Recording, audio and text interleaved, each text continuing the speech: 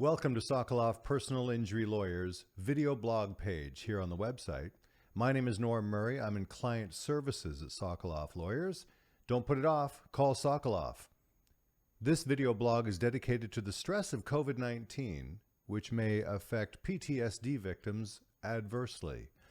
COVID-19 may affect PTSD victims, and if you have PTSD as a result of a motor vehicle accident, you'll be interested to know that a recent article in the British medical journal The Lancet discusses some of the effects the COVID-19 pandemic has had on people who suffer from mental health challenges such as PTSD. It's estimated that approximately 1 in 10 people involved in serious car accidents will develop some degree of PTSD. These accident victims may be at risk during the ongoing pandemic due to a number of different factors. Post-traumatic stress disorder is a psychiatric disorder that sometimes develops in people who have undergone traumatic events. Symptoms may include high levels of anxiety when thinking about the event, recurring nightmares, flashbacks, or feeling as if the event were happening again.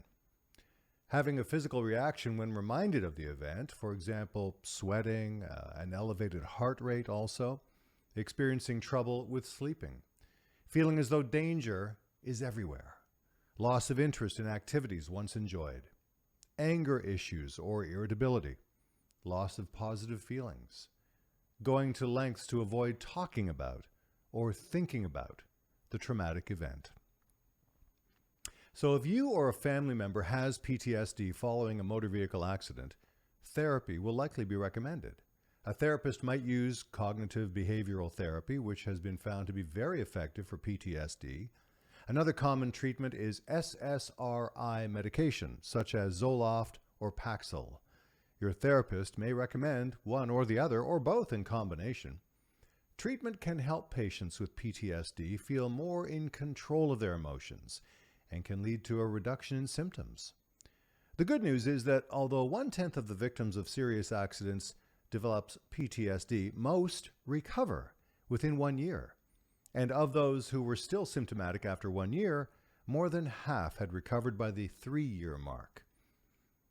Well, there are difficult circumstances. Unfortunately, since the declaration of the worldwide pandemic in March of 2020, approximately half of Canadians have reported worsening mental health.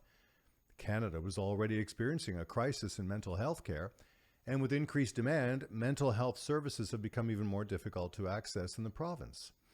In addition, various factors are affecting mental health, including loneliness or stress on relationships due to lockdown and quarantine, anxiety about catching COVID-19 or our uncertain future, and grief caused by COVID-19 deaths. All of these things can cause mental illness or make existing mental health issues more severe. Another effect of COVID-19 has been the financial impact, as people have lost work and income, making it harder to afford therapy and medication. For people with PTSD, these difficult circumstances could become a perfect storm. Left untreated, many engage in risky behaviors, such as substance abuse or gambling, in an effort to self-medicate. Coping with PTSD in the time of COVID-19. Well, it's important to maintain treatment for PTSD during this stressful time. First, work with a therapist. If you don't already have a therapist or counselor, your family doctor can usually refer one to you. If you have difficulty getting an appointment or finding a therapist who is covered by OHIP or your insurance, keep trying. The Canadian Mental Health Association has some suggestions about how to find a therapist or counselor. If you need immediate help, look for a support group. Sometimes talking with people who share your experiences can be a way to connect with and learn from others. Your doctor or a community health organization may be able to recommend a support group. Depending on your circumstances, there may be community supports available to you. You can find out more about services in your area by calling CMHA. Take your medication.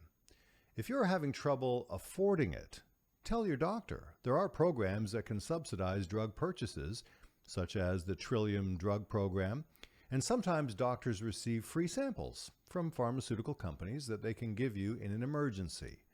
Other times there, your doctor may know of a less expensive drug that can be substituted as an alternative. And of course, try to maintain your physical health. Keep a regular schedule with good sleep hygiene.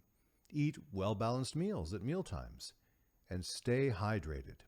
Shower or bathe and brush your teeth every day. If you live alone, have regular video or phone contact with friends and family.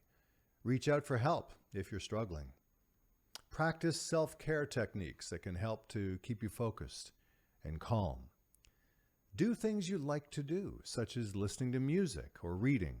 Go for walks and spend time outdoors whenever possible. Limit screen time.